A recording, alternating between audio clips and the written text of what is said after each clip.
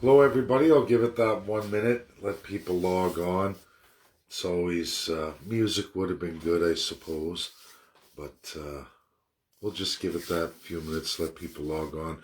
I want to talk about vaccines, what's happening in real numbers, what world numbers are, where we're at right now today. CBC pumping it out, news stories everywhere. Watched the National as they go across Canada today, and they have a story that they run, and it really demonizes those who haven't vaccinated. So I'll give it that minute. We'll let people log on. Hopefully this thing's working. It should. Surprise, maybe it isn't. Here people should be on by now. Oh, we got one. Anyway, I think. Maybe there's something wrong here with my Facebook. I don't know if my internet's working or not, but it's a good topic. Now we got 2, 5. It's not showing me who's here, though. It's weird. Maybe my connection's not good right now. Guess we'll see. Yeah, it's working, Dave. Okay, great. Thanks, Jamie.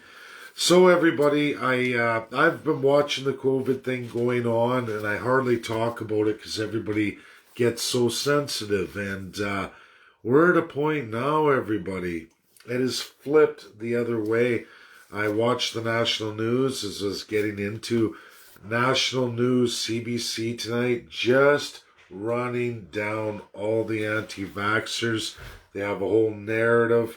They go into people with their surgeries getting canceled now in Alberta, Saskatchewan. They're talking about critical devastation for the system. So I'm going to give you guys all the world numbers and where Canada sits right now. So Canada, out of 205 nations, Canada's vaccine rate, double vaxxed, is among the top 10. Top 10, everybody. Top 10. And of the countries developed that are in that top 10, many of which are much, much smaller populations, very tight countries, not a widespread country like Canada. So the investment Canada's done on COVID-19 vaccination, when you measure the tremendous distance and the spread of people in all the rural communities and all the outlying communities, Canada probably has the best current today rollout of any other country, bar none.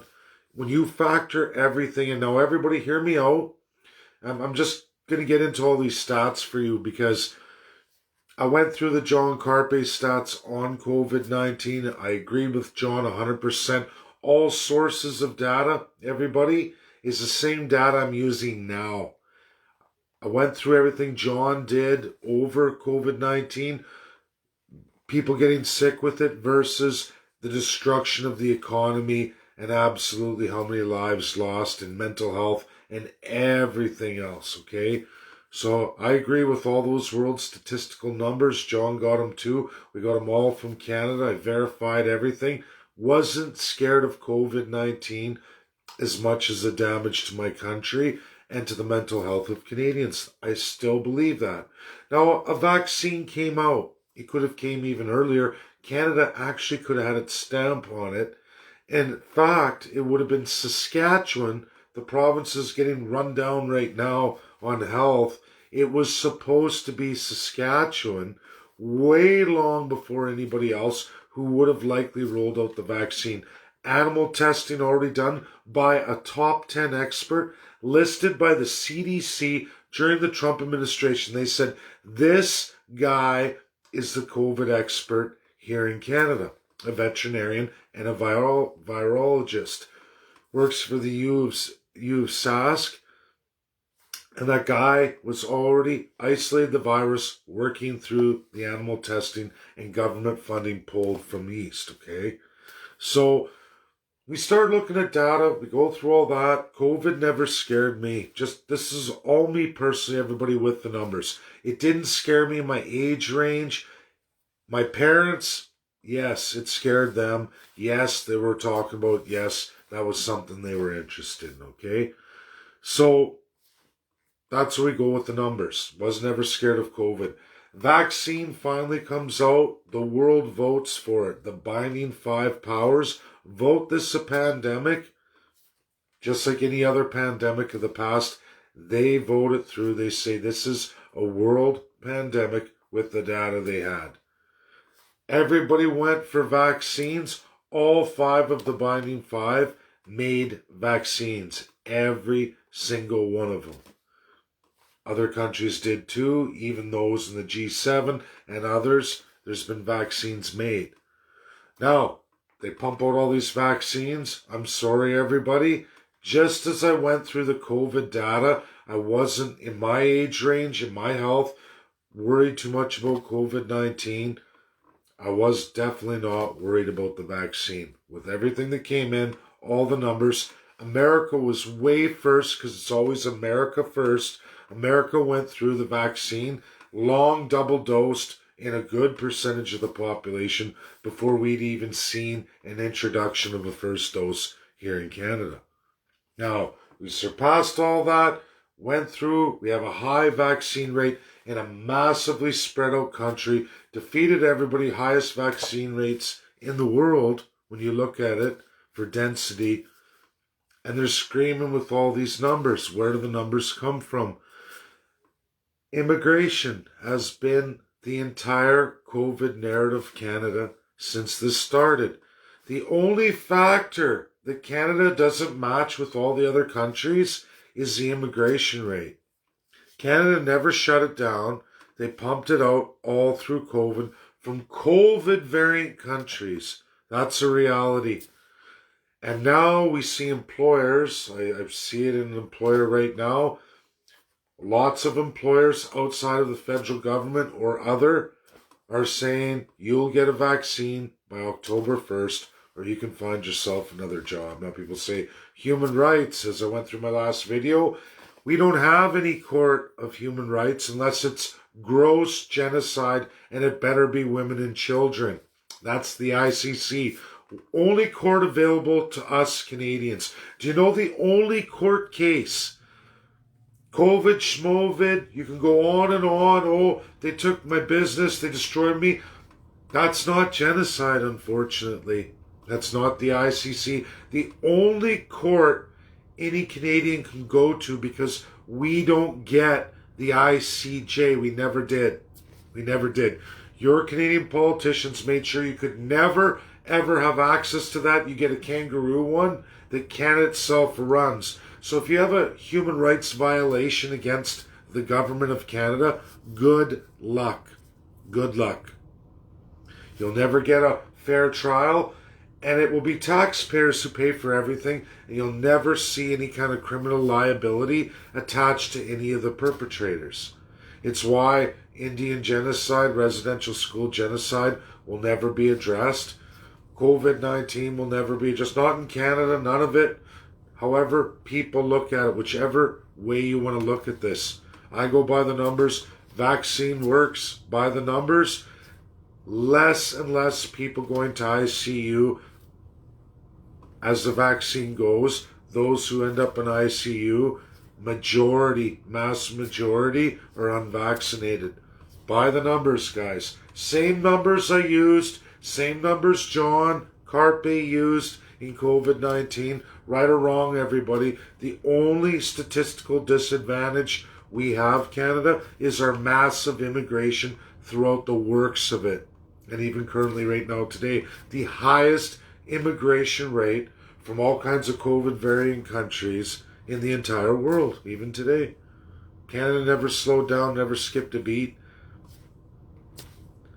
No party thought that was a problem. You can't find a conservative to ever say that was a problem. Not one MP, not one NDP MP. For some reason, mass immigration in a pandemic ruled global wasn't a problem. Unlike every other country in the world, Canada was massively different, all on its own. There's no justification for that. There's no justification for CBC going after and trying to force vaccine and isolate a minority group. And yes, anti-vax is a minority group. I've never been anti-vax, but I understand people's resistance to medical treatments that they don't believe in. Could be religious. It could just be a feeling they have or the way they grew up. It doesn't matter. Cultural difference. There's a lot of reasons for it, but that's a sector of society. Like every society, there are left and right leanings in every single society. There will always be people who gravitate to this. It's to respect differences and accept things. You don't force nothing on anyone that doesn't want it. That's their life. Now doctors say, well, make a choice of who they can treat and who they can't. Making a spectacle. We had way higher numbers than that last year. And it's drama. And most people will believe it as the majority goes that way. You will see the same Nazi-style view as, guess what, Canadians? Left or right, your government and its political leanings and its crown colonial system outlawed this world for these very reasons. They will target mental, Indian. They'll do sexuality. They'll do now religion. And now it's into a group of those who don't wish to participate in a medical procedure. They don't wish to do it for whatever variations of many reasons. They don't want to do it. It's a minority group. Leave them be. Don't keep pushing it. If they don't want that and it's a medical problem that they face, great. That's their choice. It should be their choice. The numbers don't support any of the narratives that are coming from government. They never really have. And there's no narratives from the other side either saying about this vax. The vax is probably safe. I'm sorry. There's been now billions of people. The numbers are in. There's not even millions of deaths or millions of injuries. And people say, oh, in 5 years, or you don't know what you're talking about. Just like the government can't know what it's talking about 2 months in front of its face. You can't use that argument against them, but then when it comes to you say, oh no, but I know, but like, you don't. You're just exactly like that government. So these sides that go back and forth, and I've watched that back and forth time and time again. I only release truth, and I'm definitely not an anti-vaxxer, never was, but I wouldn't take it, like I never took the flu shot, because it's never really been a problem for me. I've seen guys all flu shot out, get sick, and then I'm last to get sick, but then it's a doozy for me, you know. But I mean, very rare times. I looked at COVID like that. Are there some serious health risks attached to COVID? The stats say yes, there are. Does it qualify under the pandemic? I don't know. The death rate's pretty low. Complications, I don't know. That's still to be determined. And yes, vaccine could end up to be determined, but honestly, the most worst things that happen to you are immediate or within those months, and if it hasn't happened by now, it's not gonna. That's reality. There's a lot of other shots I had in my life. It would have hit me as a kid, and all kinds of other immune deficiencies. I mean, there's people with immune deficiencies too. If your doctor suggests don't do the vax, don't do it. There's not, like, we can isolate those people too. Life happens. People make choices. We have to respect that. When we start mandating things that are outside international law, or your country wants to prove something to the world, look at those stats. Who's really leading an NWO? As you're all going on this journey with me, you're learning that your government has pulled out of any real credible international laws, institutions, and actually created their own. Does Rogue UN sound about right now? Are things starting to make sense as that we don't even have access to ICJ? We don't. We quit it. Every UN state has a right to. They submitted the writing. I have the copy of the letter. Liberals did that. Conservatives set the ball up for them. If you don't think these parties don't hold that crown, hold the power, and love to see you all driven apart, and they don't pay and use the media to do that, you got another thing coming. They will use socialism, they'll use capitalism, anything to have that divine power where it's divine capitalism for them and divine socialism for you, the bad end of it. That's how it works. And they're the divine socialists who sit there. They don't really work for a living. Now, the government employees do. But like I said, look at this election. Did the government shut down people? It kind of made me laugh too. I was off some of my posts and people were saying, oh, well, the government can't do anything. They're prorogued right now. Oh, really? Because the government runs every day of the week. It's called the employees. Your government's a useless tit. That's what you got. And people who think somehow an MP does anything real special, they never even read their acts or bills. I've read more bills, acts, and any kind and all legislation past, present, than any of those guys would do full time in a 4-year period. They couldn't even be bothered, and they're paid to do that. They're paid to do that. What do they really do? Where do the acts and bills need to be coming from? Well, for people who want an edge over all of you. That's all it is. Special interest bills, every single one of them. Oh, mandatory vaccines are definitely going to be coming in Canada. I've said that before. I'm saying it again. I'm watching it all around me. They use the civil right. I've already explained that to everybody. I've tried to. Maybe we'll articulate that tonight. There are no civil rights in Canada. They don't belong to any of you. You don't have a single constitution in any province that gives you any civil rights whatsoever. And if you read your Canadian Constitution, when you get to Section 92, it's division of powers afforded to the provinces. And you will find listed clearly there in your Canadian Constitution your civil rights. Well, what are civil rights?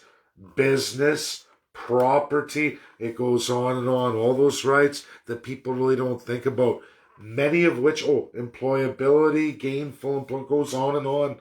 Goes on and on. Your ability to work, everything. Where do you think licensing fees and all these others come from? Your civil rights. Public services where they put stamp fees on it and expenses and taxes. Where does that all come from? It comes from taking from your civil rights because you really don't have any. Now we kind of look like the rest of the world, but our government is able to take away your civil rights at will. You have to fight for them. And if you get violent enough or you act up on the government, your government may give you some back, but the next one will take them away and they'll chip away and chip away. The reality is, generation after generation, the next generation in Canada gets more check-worthy signing and more compliant and yes sir, no sir. That's what Crown colonialism is set up to do until you have a whole bunch of peasants working on the master's land for nothing. They rent a shanty there and they work 12, 16-hour days. That's where you're heading in Canada. That's what happens when you have no enshrined civil rights whatsoever. And the reason why, no premiers ever wanted to write those in for you or ever give the power to any of you or give that in real defined law, national law or regional law as it is for Section 92. Not one premier. Why would they? They have full control over all your civil rights, your businesses, your property, all of it. This is reality. Vaccines are coming. The provinces are all going to do it. You're going to watch as everyone's teaming up on Alberta and Saskatchewan, but we all kind of knew this was coming. And they were going to turn around and whatever it was, it's their fault and smash the anti-vax, right? That's what everybody thinks. Find another minority group to destroy, even though right in front of everybody, 430,000 new Canadians this year. Pandemic lockdowns, they brought in hundreds of thousands anyway from all variant countries. Even though these are the highest stats in the entire world, blows everybody away, including the P5. You think any of them were doing mass migration or immigration? No, only Canada. Only Canada. only corrupt Canada. Everything is skewed for Canada, even with one of the best vaccine rates in the world today. In a massive country with everybody spread out. It's a sick, deluded, perverted, perverse crown colonial system we're in with the corruptest politicians possibly in the world today. Maybe 3 to 6 other countries come way in there. And then there's the pure dictators, but at least they're honest. They're an honest dictator. They stand on the world stage as a full-blown autocrat. They don't hide behind an illusion of democracy or illusion of rights. Because Canada, notorious in history for always persecuting the minority group, starts and ends with Treaty Indians, Métis, and Inuit. That's where it starts, but really the Treaty Indian, first and foremost. Still to this day, worst and longest running genocide. And then you can start going through all the minority groups that in history Canadian politicians used, abused, destroyed in really genocides. Now they've made financial settlements here, financial settlements there. But what does that mean? No accountability. And where does the money come from? Average Joe Jane working class citizen, the third class. And yes, the businesses of the second class. But as we've seen, they can take you out too. This is my video tonight. It should be shared. People, it's reality. These are the numbers. We're going to be getting forced vaccinated. If you want to work. Now, if you don't work, you're retired, you're still whatever, it's okay. But everybody working, this is coming. In any of the real career jobs, I just watched it. I'm at a workplace again where that's a reality. I mean, I'm double vaxxed anyway, but I'm watching people just lose it, and a lot of people going, what the hell? And this is going to go across Canada. This is Ontario. So, Alberta, Saskatchewan getting picked on today in the media. You'll see they'll clamp down and people will be getting forced or they're not going to be working. See how the government turns on you? Even with the best vaccine rollout and the highest numbers, when you look at how many new immigrants we brought in year after year, and we're still doing it, record numbers, and how spread out Canada is to get that done, how much it cost all of you, and it's still not good enough. People still need to be persecuted, and we got to keep going. 100% vaccine rate now, forced, and then what? We're all still wearing masks. We're all still in some kind of restrictions for business, and only the big global setup online businesses do real well. It's scary. It's scary.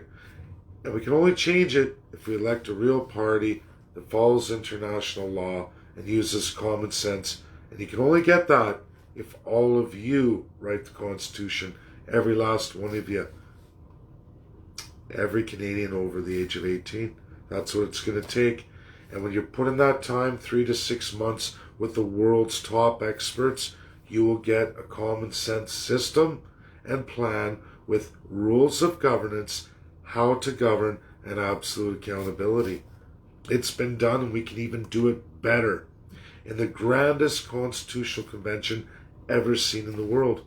And you know what? In 2021, with internet, the power of all of it to bring anyone from anywhere in the world and present them to you, it can be done in 2021. It can be done in the next election period. And the government should know that. You should all know that we can do this. We can do something no one's ever done before and square all the way for everybody in real common sense. Thanks. That's my video. Like it or love it, that's truth. Check out the news. Check out the internet. It's going crazy, and it's a full-blown attack on the anti-vax now. It's going to be forced vaccines. Hate to say it.